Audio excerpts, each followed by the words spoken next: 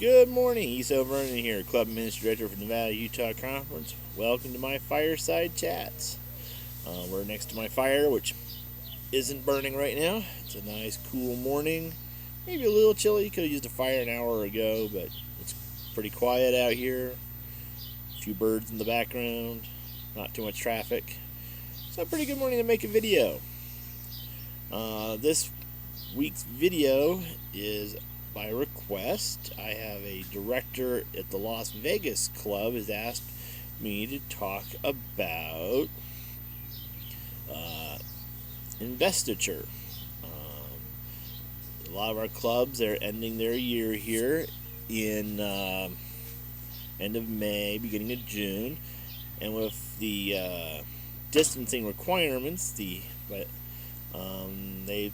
questioned how are we going to do investiture. I'm like, oh, that's an important thing to talk about, I suppose. We want to recognize the children. They've done a good job. It's been a big year. Many clubs made the Oshkosh pilgrimage. A lot of mine did it for the first time. Our conference, we had a record number of clubs going. I was very excited. And we, you need to recognize the kids, all their stuff they did. One of our clubs drove all the way up to Dinosaur National Park from Nevada. Pilgrimage to the Great Bone Wall. They, of course, did the dinosaur honor while they were there. Our clubs have done many exciting activities, and they need to be recognized. And how you're going to do that is going to be a big question. She said her church actually suggested canceling investiture because they couldn't just get up in front of the church and do it. Do you want to know what different ideas can we do to get up in front of the church and do investiture? So I'm going to just brainstorm and throw out a few. Maybe some will help you, maybe some won't. And maybe you have some good ideas and you can post them in the chat and share, and other people can read what you have, and as a community we'll find the best thing maybe for your church. So I would think the easiest thing to do is probably do what the high schools in my area are doing. Those are doing the drive-through graduations. Everybody fills the parking lot with their cars. You've got the speaker at one end, maybe a projector, and you just recognize everybody one at a time. They run up, they get their stuff, or they drive by, get their stuff. Everybody stays nicely social distanced. That's one way of doing it. It'd probably work just fine. But let's see if we can get a little more creative. So I was trying to brainstorm this out. One idea is make a video of the investiture, but do the investiture in staged parts. So what you would do is go to each kid and home, and maybe on their doorstep, properly distanced, give them their awards, and you would video yourself doing this. So you would give Jill Smith her awards, and you'd read it off, however you guys do it normally, or maybe try a new method, but for finishing her Voyager year, and she has her advanced Voyager, and here's the 11 honors she did this year. Oh, and she got her advanced, she has her reading certificate for the year, and I don't know if she's earned whatever else. Maybe she got good conduct, if your conference has any special awards, maybe she won one of those. Read them out and then do the next kid. Record yourself doing them, each one, a little 3-minute thing or less, depends. And to make a video collage of all of them, and maybe you could MC it, put it and make it one bigger video, and do it maybe through Zoom recorded something, or there's maybe a few different ways you could do it. And then you could present it to your church as the award ceremony, and you can show each of the kids getting it, and people can, maybe post it on the Facebook Live video or something. You've pre-recorded it, and everybody can hit their like buttons and hearts and let them float up the side of the screen and cheer their kids on. That's a way you could do it. You could host it a little late. A lot of things seem to be opening up. The governments are cautiously lifting quarantines and stuff. So maybe your church will be able to do a investiture. Maybe not be able to do it on a big high Sabbath thing. Maybe just do an afternoon Vespers thing. Or Friday night Vespers. That's fine. Maybe just the families of the kids there, so you don't get the church too crowded.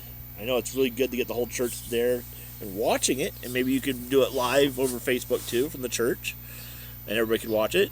Maybe if you're a smaller club, you could socially distance in the sanctuary. Do it in the sanctuary. Have your audio department record it, and broadcast it, or like Facebook Live or something, or Zoom or something. So all the family and parents and their church members could watch the investiture, and then you wouldn't be all crowded together in the church. You could space it out maybe a bit. That is an idea. You could go, and a lot of the parks are open now. As long as you don't have too big of a club and you limit, you don't bring the whole church, you could do a big fireside thing, light a bonfire, rent a local fire pit at a park, or, like here in Utah, we got a lot of trailheads, and almost all of them have picnic grounds and bonfires and amphitheaters at the bottom. You could rent one of those and just space everything out properly inside of it there, and have a proper investiture that way. So there's a few different ideas that could work. The important thing is to recognize the kids. I wouldn't let it go too late though. In a month, the whole thing might be open up. You can just do it as a normal church service. A month is probably not too late. The kids aren't going to, I think, cry too bad. If on the first Sabbath they get back to regular church, they got to get rewarded for all their Pathfinder work.